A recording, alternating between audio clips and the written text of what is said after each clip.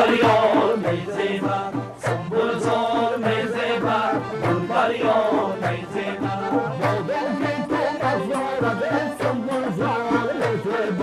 سنبولزار ای زیبا گلبریان ای زیبا سنبولزار ای زیبا گلبریان ای زیبا سنبولزار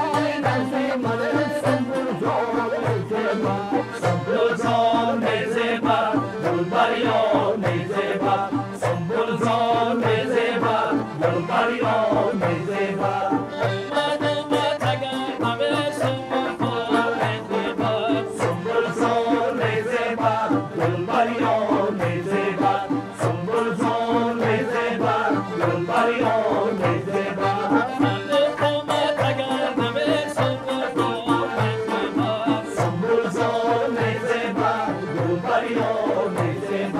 سنبولزار ای زیبا گلبریان ای زیبا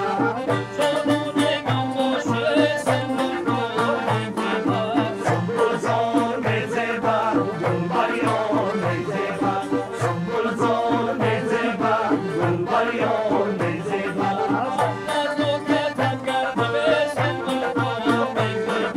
سنبولزار ای زیبا گلبریان ای زیبا سنبولزار ای زیبا گلبریان ای زیبا سنبولزار ای زیبا گلبریان ای زیبا سنبولزار ای زیبا گلبریان ای زیبا.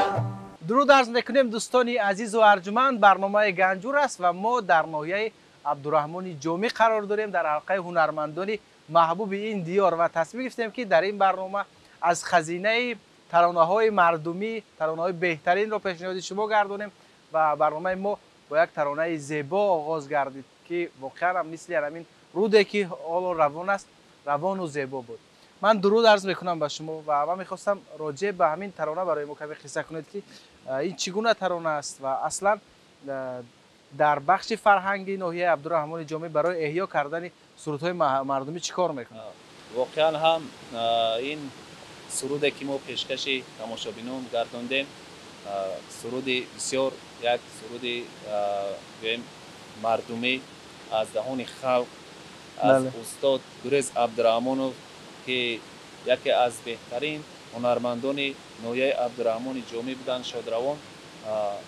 ما این سرود را برای از بین نرفتن این سرودها در بخش فرهنگ پیوسته کوشش کرده با اهل هنر برای زنده نگاه داشتن چنین سرودهای عنعنوی که از دهان خلق همچون سرود فولکلوری مانده است حرکت میکنیم که این سرودها را چنین سرودها را زنده نگاه داریم و پیوسته زمزمه می نماییم در چهاربینی ها و در تمرین ها بله.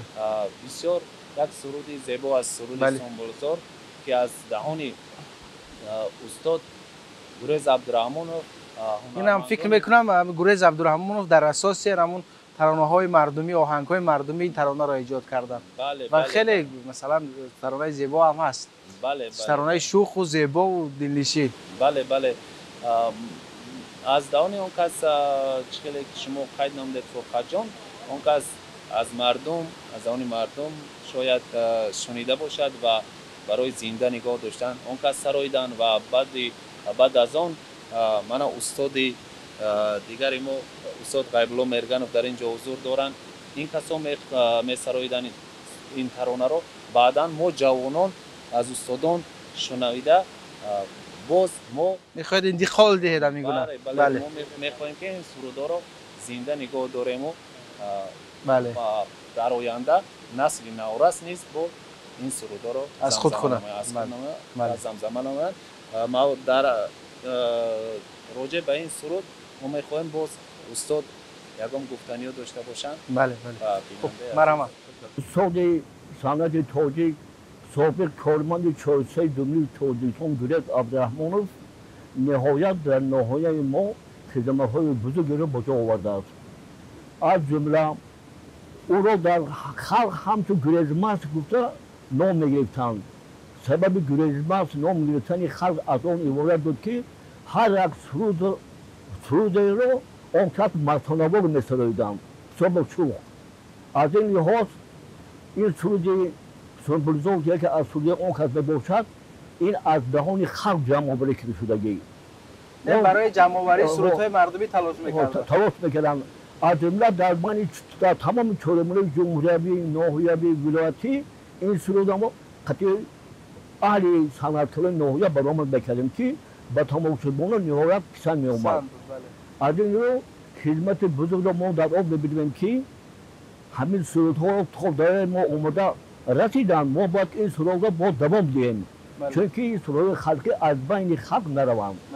چگونه بود در بین خلق چگونه سرودها اجرا میشد؟ خودی مردم شما خرد بوده چگونه بزم‌ها میشد در بین شما؟ بزم‌ها می‌سویدیم در باشگاه صحرایی برآمد می‌کردیم، در مکتب‌ها برآمد می‌کردیم، در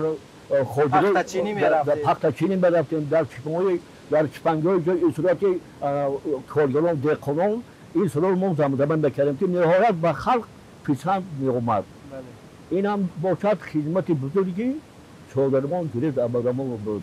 ما هیچ وقت در خزینه بخش فرهنگ ناحیه عبدالرحمن جامی حالا همین گونه سرودهای فولکلوری، سرودهایی که از ادبیات شفاهی مردم جمع آوری شده زیاد است. زیاد است. از جمله ما حرکت بکنیم. ما اقدام می‌کنیم که با راهبری من رئیس فرهنگ شاگرد ما فخرالدین دولتوف و کل کارمندان بخش فرهنگ تمام سرودهایی که در ناحیه ما قدیما میباشند و فولکلور میباشند سرجم یکجانه آنها را تکمیل دهیم و در بین خلق دوباره احیا کنیم. برای که شرایط زمان همه را طلب کرده شده است.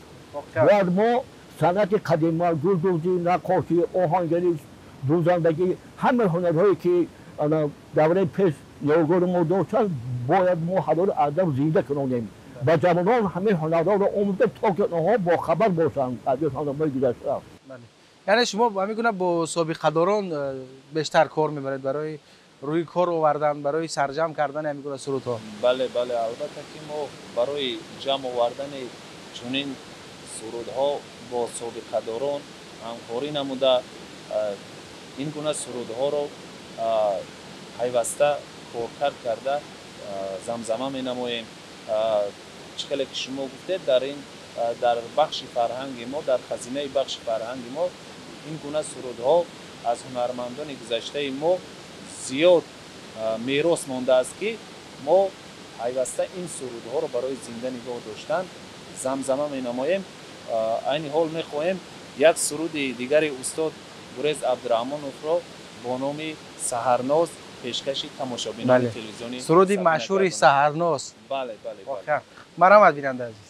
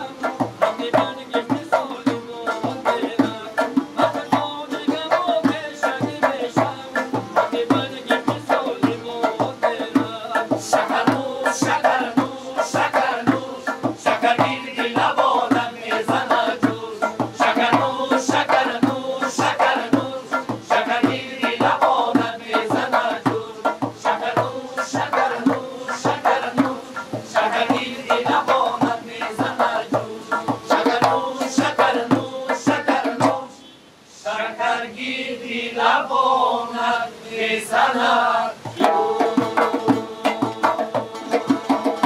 تشکر زیاد، به ترانه جذاب بود. ببینید مثلا بعضی از ترانه ها اونقدر محبوب میشوند، اونقدر مثلا پهن میشوند، بازخوانی میشوند از جانب هنرمندان زیاد که دیگر مؤلفی اساسی از فراموش میشود و آهسته آهسته هم دیگر گمان میکند که همین گونه سرودها سرودهای مردمی است، مؤلف ندارد. خاصه همین ترانه سحرناز اونقدر در تمام تاجیکستان محبوب است، اونقدر مردم بازخوانی میکنند، حتی بیرون از مرز هنرمندان به این ترانه توجه دارند که حتی مؤلفش رو نام نمیبرند، دیگر نمیدونن مؤلفش کی است. بله، مؤلفی همین سرود سحرناز اشکالی که ما از سابقه داران آگاهی پیدا کرده ایم استاد گریز عبدالرحمانов است که این ترانه را سراییده است و بعدا ما بازخوانی کرده ایم. بهتره. من میخوام راجع به همین گوید که وقتی که همین ترانه ایجاد شد، ترانه روی کار آمد، چون یک ترانه زیبا بود، چگونه پهن شد، چگونه مردم قبول کردند؟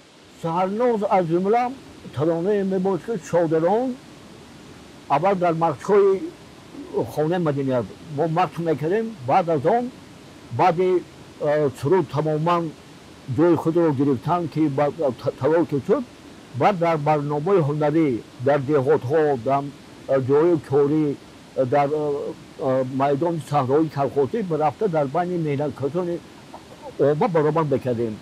بعد آسته در چاره‌بره جمهوری ولایتی از همون لحاظ مؤلف آهنگ گریز عبدالرحمانov بودم که بعد چاره‌دن در چاره‌بره جمهوری ما در آزمون ها این سرود یک باره یک ولوله پیدا کرده. بعد بسیار آدمان همین سرود رو با سراییدن. لیکن شما خیلی قید کردید مؤلف اساسی آهنگ شاگرمون گریز عبدالرحمانov میباشد. ولی سرچشمه ایجاد تمام همین گونه هنرمندانی که در رویه ترانه‌های خلقی سرود ایجاد میکنن مردم است. مردم است. بله. از ترانه‌های مردمی، از همون شنیدن‌ها و شنیدن‌ها نهایت درست میگوید.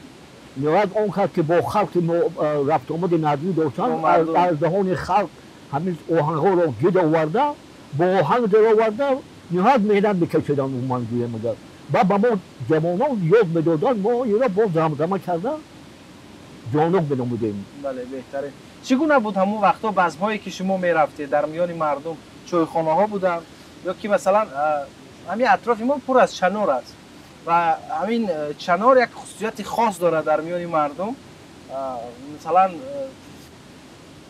در زیر سایه چنار کت میگذاشتن، در کت می نشستن، چای می نوشیدن، موسیقی سرود خوانی میکردن، بزم‌ها می آراستن و همین چنار یک خصوصیت خاص، یک به هم آورنده مردم است. ما در همون سالها چون چوربندو برگزار دهه رقص سرود در باشگاه صحرایی هم خیلی یک چوربین عمومی وقت هم تشکیل میکرد.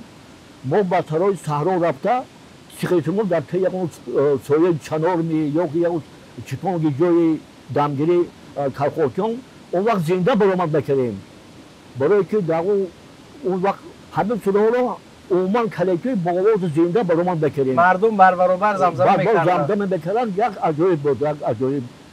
از چادرمان گرفت آوردن نهاد آوازی به قوت داشتن کرد. هم بعد شوخ هم بودن. بعد دفعه لحظه‌های شوخ‌آمیز، بعد لطیفه چه شوخی هم میکردن؟ خط شوخی هم کردن. لقب میگذاشتن. لقب برای همه مردم گریزماست. یک خیلی آدم فکر میکردن که این تماما با شوق مستان‌آور میسرودن. عجایب. بله. عجایب ما جهان با فراموش نمی‌برد. بله بهتره. تشکر زیاد. خب باز چی پیشنهادی ما میکنید؟ باز چی ترانه است؟ اشکالی که در بالا قید کرده این گونه سرودهای هستند که به مردم روحیه میبخشد و در دل مردم هیچ جای میگیرد. بله. سال 91 هنرمندان نویه عبدالرحمان جامی برای اشتراک کردن به فستیوال بین المللی زاکاپانی پولشا سفر می نمایند. برای اشتراک کردن در фестивали мазкур мехоҳанд як барномаи сирф миллии тоҷикро пешниҳоди дигар давлатҳо гардонанд ки то ин ки баҳои баланд гиранд. баъд дар он ҷо ман ҳамин анъанаи сартарошонро баъд рақси фолклори табақро ки ман ҳамин яке аз ҳунармандони ноҳияи абдураҳмони ҷомӣ рустамов маъмараҷаб иҷро кардааст, онро омода мекунанд ва баъдан як сурудеро бо номи таралалилай бале ҳаминро омода месозанд.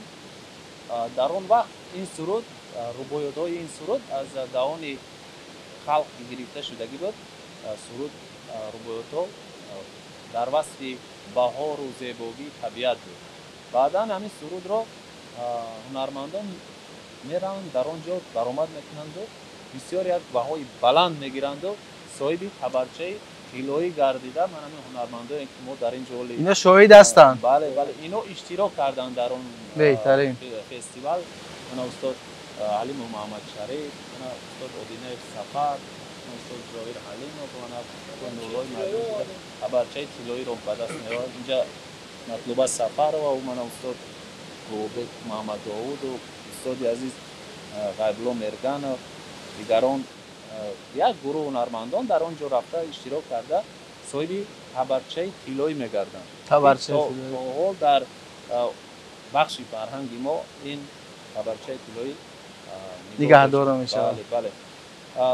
баъдан ҳамин сурудро замзама мекарданд ҳунармандон. мо бинем ки бо иқдомҳои наҷибонаи пешвои муаззами миллати мо президенти ҷумҳурии Тоҷикистон ҷаноби олӣ имрӯз чӣ қадар санъату фарҳанги мо бисёр дар сатҳи баланд бардошта шуд ки ҳунарҳои мардуми мо шашмақом наврӯзи мо байналмилалӣ гашт. фалак ин қадар дар давлатҳои рӯи дунё номи тоҷик баланд бардошта шуд. мо ҳамин суруди таралалилайро чӣ хеле ки дар боло қайд намудам рубоётҳояш дар васфи табиату ман ҳамин гулу дигар чизо буд. инро мо гирифта иваз кардед поркард кардему дар ҳамон оҳанг мисраҳои навро ҷо кардем ба тавре ман ҳамин сурудҳои анъанавӣ пешниҳоди мардум гардонидем дар ҷашни наврӯз ки бисёр аз тарафи мардум нағз қабул шуд. мо айни ҳол мехоҳем ки ин суруди таралалайро пешниҳоди хуб мо ҳам муштоқем ки таронаро бишнавем.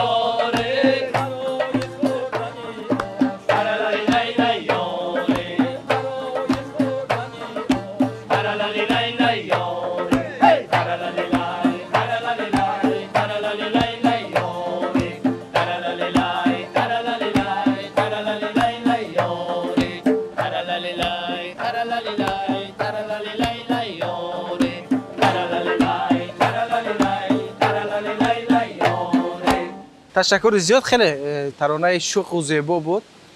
خاصه فکر میکنم که در بزم‌های نوروزی و در بزم‌های ملی میگونه ترانه ها بیشتر باشد خوب است، چون این گونه ترانه ها با دل مردم نزدیک هستند. بله بله. و من با مردم همکاری دارید برای احیا کردن میگونه ترانه ها، چون پیرانسالانی هستند که تا هنوز میگونه سرودها رو بلد هستند، حفظ کرده هستند. بله بله، ما رابطه داریم با مردم برای پیدا کردن چنین سرودها و احیا کردن این گونه سرودها، زیاد نمودن فوند سرودهای همین خلقی عنعنوی در بخش فرهنگ. حتی در بخش فرهنگ ما هنرمندان ما کوشش می نمایند که چنین سرودها را دریافت ایجاد نمایند و این گونه سرودها مانند من خیلی روبویات در رویه همین گونه سرودها بله بله بله سرود ایجاد کنند. بله بله، در همین رویه همین گونه سرودها روبویات های خلقی رو پیدا کرده، من این گونه سرودها رو آهنگ بندی نموده پیشکش مردم می نمایند که یکی از هنرمندان بهترین بخش فرهنگ ما مطلوب سفر و در اینجا حضور دارند که به نهایت برای من این گونه سرودها رو سراییدن تلاش می‌ورزند و یک چند سرود عنعنوی رو، فولکلوری رو معلمای از بازخوانی کردن. بله بله، مطلوب سفر و بازخوانی نمودن، ایجاد نمودن و پیشکش بیننده گرداندن که حالا می‌خواهیم که مطلوب سفر و برای ایجاد نمودن چنین سرودها سخنرانی نمایند و سرود نوبتی رو پیش میاریم. شما از کجا میل دارید به این گونه سرودها خواهش و عموما چرا میخواهید که بیشتر سرودهای عنعنوی را احیا کنید، همین گونه سرودها را بازخوانی کنید؟ من بیشتر همین سرودهای خلقی را از خردی میل داشتم. از کی میشنیدید؟ از شادروان نگینه رؤوف و استادی مهربان و استادی عزیز ما نگینه رؤوف و از مستانه ارگش و دیگر حافظا. دختر تاجیک چنین نام گرفته است امروز سرود نام برده که امروز ما پیشکش بیننده گرامی پیشنهاد میکنیم. در این سرود زیبایی دختر تاجیک، طرز لباس پوشیدن، طرز گفتار، رفتار و عموما دختر تاجیک در همین سرود وصف شده است. وصف کرده شده است. بله، دختر تاجیک هم در همین سرود وصف کردیم. شما خرد بودید همین گونه سرودها را میشنیدید از بیبی هایتان؟ عموما چگونه بود خردی شما؟ خردی من بله با همین در کجایی که یک سرودی که در خلقی از ایجادیات خلق تیز و وجودی من گویا که اومده میرسیده، بیشتر من میلی همیشه سرودهای در کودکیتان چگونه سرودها میخوندن؟ بیبیتان چی نقل میکردن از دوران خودشان؟ مادرتان چی نقل میکردن؟ از بیبی و از مادرم من فقط سرودهای الله را میشنیدم بیشتر، که با یک مهری محبت مادرانه میخوندم. من فقط دقت میدادم. بعد جایش میومد که با واسطه همون سرود با گریه هم میکردم. لیکن من کودک بودم نمیدونستم او معنای او برای چی گریه میکند. فقط برای سرود الله. میشود که همون سرودهای علی مادر رو باید برید؟ بله میشود. چگونه بود؟ میشود. سرود الله هر یک مادری تاجیک فکر میکنم که باید نسبت فرزند خودش در سر گهواره شده سرود الله را میخوانند. اولین ترانه‌ای که هر فرزند میشنود این الله است. این سرود الله است. بله سرود الله است. من به نهایت سرودهای الله را دوست می‌دارم و با اجازت شما مرحمت یک چهار مصرع. الله میگم بچه‌م، الله جان و جگر ما، مرادی اولین ما، امیدی آخرین ما، مرادی اولین ما، امیدی آخرین ما.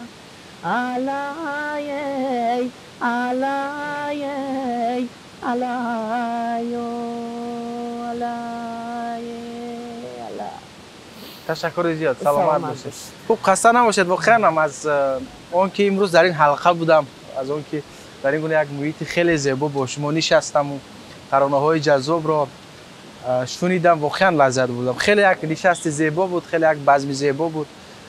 فکر میکنم که این برنامه‌ای که حالا ما پیشنهاد بیننده گردانیدیم برای آنها نیز پسند آمد و از شنیدن این ترانه‌های خیلی دلنشین و مثل همین آب‌ها روان بیننده عزیز نیز لذت بردم. تشکر زیاد. خسته نباشید و دوستان عزیز، برنامه گنجور بود. همینجا ما به انتهای برنامه گنجور رسیدیم و در انتها یک ترانه زیبا در وصف گلدختر تاجیک پیشنهاد می شود. بشنوید.